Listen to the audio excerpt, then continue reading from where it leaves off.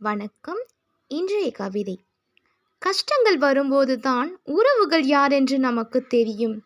எதிரிகள் நம்மை தாக்கும் போதுதான் நண்பர்கள் யார் என்று நமக்கு புரியும். உதவிக்கு உதவாதவன், உயிர் போகும்போது காக்காதவனும் இருந்தும் இல்லாதவன்தான். பாசமாக பேசிடுவான், நம்மை படுகுழியில் தள்ளிவிட நேரம் காலம் பார்த்திருப்பான். சிரித்து பேசும் பெண்ணையும் அழுது புலம்பும் ஆணையும் நம்பிவிடாதே. கள்வனையும் மன்னிக்கலாம், கயல்வர்களை மட்டும் மன்னிக்க கூடாது. விரல் பிடித்து விளையாடியவன் இன்று என்னிடம் விலை பேசுகின்றான்.